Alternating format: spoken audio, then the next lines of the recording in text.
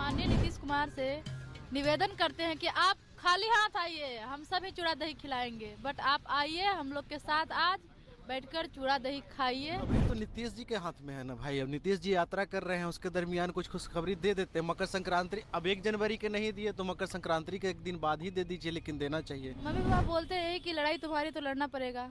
लड़ना पड़ेगा। हाँ, हम लोग तो आएंगे नहीं लड़ने, तुम लोग की लड़ाई होती होगी। चिंता। आप छात्र आंदोलन से उभर कर आए हैं, अब तक इतना इंतजार नहीं करवाना था, एक लंबा इंतजार आपने करवा दिया। नमस्कार, मैं अभिषेक आनंद और आप देख रहे हैं न्यूज़ फॉर नेशन। देखिए, आज मकर संक्रांति है, 14 जनवरी है। सब लोग आज अपने घर पे बैठ के अपने परिवार के साथ दही, चूड़ा और उसके साथ में मिठा, कहीं कहीं भूरा भी बोला जाता है, उसको साथ में बैठ के खाते हैं। और हम आज आपको दिन की विशेषता बताते हैं कि आज के दिन भगवान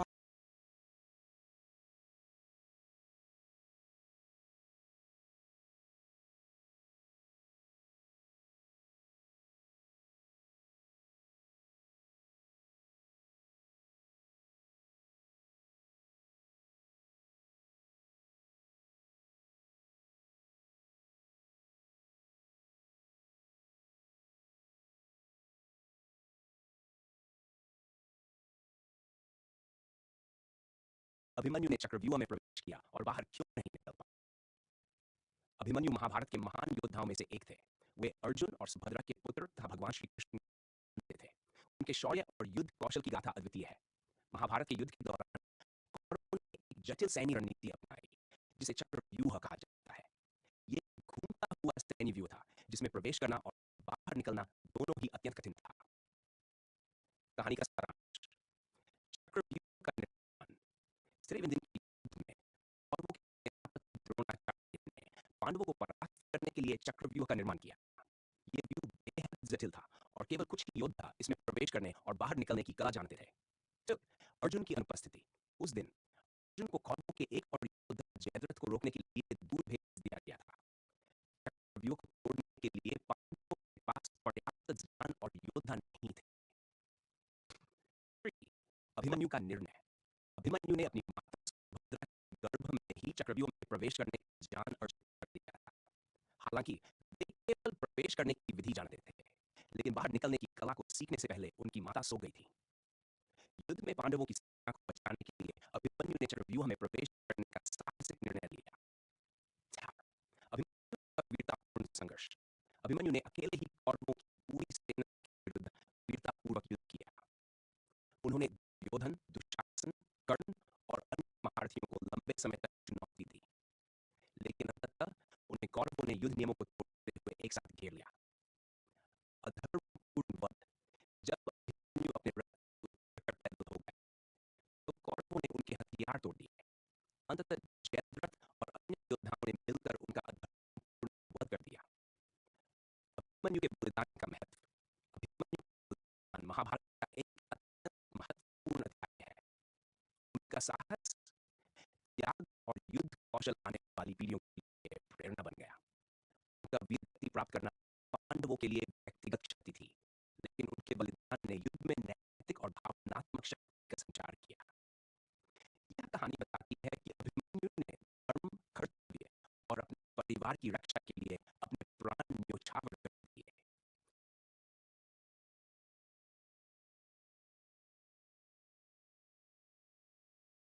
स्नान कहते हैं, जो पूर्व काल में देव योग से देवी कृपा से हुआ, वही संतों को इस अमृत काल में अमृत सींच करके संतों जगत भगत के अंदर बांटना है विचारों के रूप में।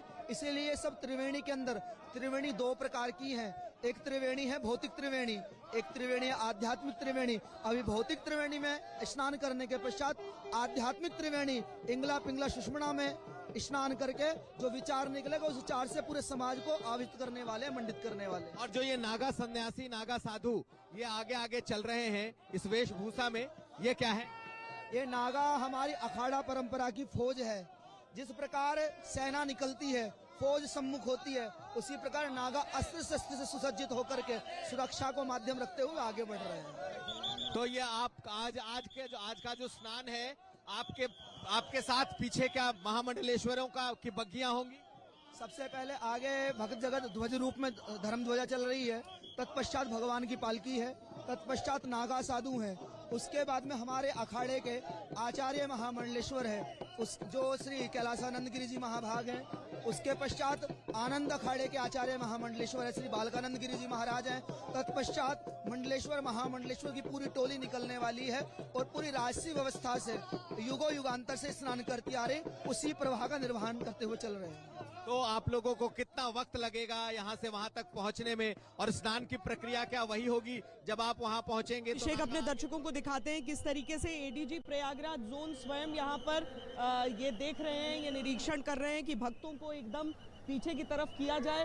ये पूरा हिस्सा जहाँ से अखाड़े होकर आ रहे हैं, अब देखिए इसको पूरा पीछे किया जा रहा है सबको, और जो सीनियर अधिकारी हैं, जो वरिष्ठ अधिकारी हैं, वो सब यहाँ पर पहुंचकर वो खुद देख रहे हैं। इस समय जो स्नान चल रहा है श्री पंचायती अखाड़ा महानिर्वाणी और साथ में शंभू पंचायती अटल अखाड़ा, 2 अखाड़ों का स्नान चल रहा है। ये दोनों अखाड़े एक दूसरे के साथ जुड़े हुए हैं, यानी कि मुख्य अखाड़ा जो है वो महानिर्वाणी अखाड़ा है, लेकिन उसके साथ जुड़ा हुआ अटल अखाड़ा रहता है। जो अखाड़े को निकलते हुए अभिषेक इस समय आपको दिखा रहे हैं वो निरंजनी अखाड़ा है। निरंजनी अखाड़ा वो अखाड़ा है जिससे आप समझिए अभी सबसे ज़्यादा चर्चा में क्यों रहा, क्योंकि स्टीव जॉब्स की जो पत्नी है वो इसी जो लॉरा पावेल जॉब्स हैं वो इसी अखाड़े के साथ आकर जुड़ी हैं। यहाँ वो वाराणसी भी गई थी और उसके बाद यहाँ पर कुंभ नगरी आई हैं। यहाँ पर वो क्या आज अपने गुरु के साथ वो आती हैं आज यहाँ पर, वो भी अमृत स्नान के लिए। उसमें बड़ी अंतर्राष्ट्रीय मीडिया की भी बड़ी दिलचस्पी यहाँ पर लगी हुई है। लेकिन निरंजनी अखाड़े के साथ ही जो दूसरा अखाड़ा वहाँ पर स्नान के लिए साथ चल रहा है, उसकी भी तस्वीरें आपको कुमार अभिषेक ने दिखाई हैं। पंचायती अखाड़ा आनंद, तो 2 अखाड़े हैं जो एक साथ जुड़े हुए हैं। कुल 13 अखाड़े महाकुंभ के इस क्षेत्र में, और जिस तरह से जो संत महात्मा भी कथा सुना रहे हैं ना, तो जब देवताओं और असुरों के बीच जब समुद्र मंथन उन्होंने किया था और अमृत का वो कलश निकला था, तो 4 स्थानों पर, पूरे भारत में 4 स्थानों पर अमृत की बूंदें छलकी थी। प्रयागराज वो पहला स्थान था जहां पर अमृत की बूंदें छलकी थी, और यहाँ पर स्नान के साथ ही, त्रिवेणी संगम में स्नान के साथ ही वो अमृत आपको अमरत्व देता है, मोक्ष देता है। उस लिए बहुत बहुत महत्वपूर्ण इस स्थान को माना गया। चाहे 6 साल पर होने वाला कुंभ हो जिसे अर्धकुंभ भी कहा गया, और चाहे 12 साल पर होने वाला महाकुंभ हो, चाहे 144 वर्ष होने वाला पूर्ण कुंभ हो, सब प्रयागराज में ही होते हैं। बाकी हरिद्वार, नासिक, उज्जैन, प्रयागराज 4 स्थान जहां पर कुंभ मेला होता है, लेकिन महाकुंभ केवल और केवल यहाँ प्रयागराज में। अब देखिए एक बार फिर यहाँ पे 6:55 पर यहाँ पर प्रस्थान हो जाएगा। जो अभी अखाड़ों का स्नान चल रहा है 6:55 यहाँ से प्रस्थान हो जाना है, लेकिन उतना समयबद्ध लग नहीं रहा। अभी चूंकि जो आचार्य महामंडलेश्वर हैं अभी यहाँ से गए थे, कई लोगों ने दौड़ भी लगाई कि वो एक बार आशीर्वाद उनसे ले लें। अभी भी कुछ लोग जो यहाँ पर झुक कर, आप देखिए वहाँ भी उन्होंने, अब जैसे ही अगला दिखेगा हम दिखाएंगे आपको, झुक कर वो जैसे महिलाएं जा रही हैं, वो झुक कर वो रज इकट्ठा कर रही हैं कि सन्यासी यहाँ से निकले हैं। तो आप उनके चरणों का स्पर्श जिस धूल ने किया है, उनके चरण धूल आप इकट्ठा करते हुए चलें, उनके लिए वो बहुत ही पूजनीय है। संजय, अब चूंकि 6:55 का समय है, 40 मिनट का समय यहाँ पर दिया गया है, और सभी अखाड़े बहुत ही लालायित रहते हैं कि जल्दी से जल्दी वो भी स्नान कर पाएँ। और अखाड़ा परिषद की तरफ से भले ही स्नान का एक क्रम दिया जाता है, लेकिन जल्दी से जल्दी पूर्ण करना भी एक बड़ी चुनौती यहाँ पर हो जाएगी। संजय, तो इस बार अखाड़ों ने ये अच्छा किया है कि वो समय के पहले वहां से प्रस्थान उन्होंने किया है, ताकि उनको थोड़ा ज्यादा समय मिल सके, बाकी अन्य अखाड़ों को भी ज्यादा मिल सके। 6:15 बजे इनके यहाँ पर प्रवेश का मुहूर्त था, जिस समय 6:15 बजे, 5:15 बजे वहां से रवाना हुए। 6:15 बजे उनको यहाँ घाट पर प्रवेश करना था, लेकिन उससे पहले अखाड़े प्रवेश कर चुके हैं, और लगभग जितने यहाँ के अखाड़ों के रथ हैं उनमें से आधे से ज्यादा रथ यहाँ पर पहुंच चुके हैं। और जो सन्यासी स्नान करते जाएंगे उनके आचार्य महामंडलेश्वर, मंडलेश्वर और तमाम नागा सन्यासी वो पहले जत्थे में स्नान करेंगे और उसके बाद जैसे जैसे ये सारे लोग पहुंचते जाएंगे, स्नान करके निकलते जाएंगे। 40 मिनट का समय है। तो अभी अगर हम देखें तो अभी 6:25 मिनट होने वाले हैं और सन्यासियों के वहां पहुंचने का सिलसिला जारी है।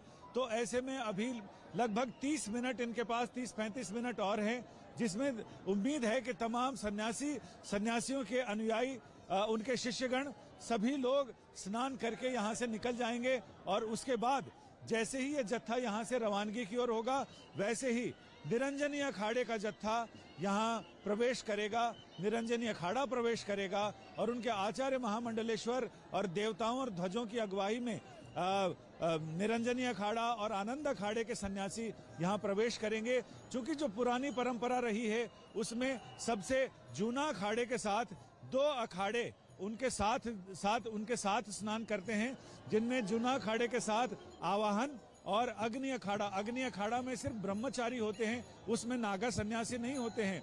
वो गायत्री की पूजा करते हैं, गायत्री उनकी अधिष्ठात्री देवी है और गायत्री की पूजा करने वाले ब्रह्मचारियों के अग्नि अखाड़े और आवाहन अखाड़ा वो जूना अखाड़े के साथ होते हैं। हाँ, आ रहा हूँ, पहुँच रहा हूँ। सब कल की मीटिंग के लिए आज में जरूरी काम है, कल आना, ठीक है? सब हाँ, पहुँच रहा हूँ।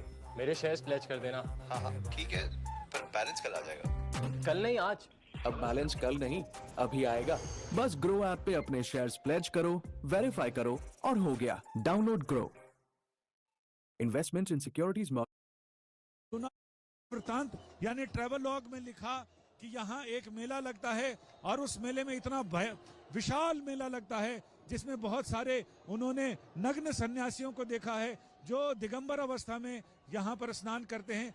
यानी इन लगभग अभी हम 21वीं सदी में हैं और 3री-4थी शताब्दी से लिखित दस्तावेज प्राप्त होते हैं। इसके पहले जो पुराणों में और बाकी अन्य स्मृतियों में जो व्याख्या वर्णन है वो वर्णन तो है ही, क्योंकि ये जो तीर्थयाज प्रयाग का प्रयाग क्षेत्र है, प्रयाग क्षेत्र का वर्णन मार्कंडेय पुराण और कई अन्य पुराणों में भी मिलता है, जिसमें ये बताया गया है कि ये क्षेत्र कितना पवित्र है और कितना इसका महात्म्य कितना ज्यादा है। गंगा और यमुना और सरस्वती तीनों अमृतमयी नदियों का यहाँ पर संगम होता है, यहाँ पर उनका मिलन होता है। ऐसे भी नदियों का मिलन बहुत पवित्र माना जाता है, लेकिन यहाँ तो 3 अमृतमयी धाराओं का मिलन है, जिसके बारे में कहते हैं, जैसा कि उन्होंने बताया कि एक तो भौतिक संगम है, त्रिवेणी है, और एक आध्यात्मिक त्रिवेणी है। भौतिक त्रिवेणी में गंगा यमुना और सरस्वती का संगम होता है और आध्यात्मिक त्रिवेणी में ईड़ा, पिंगला और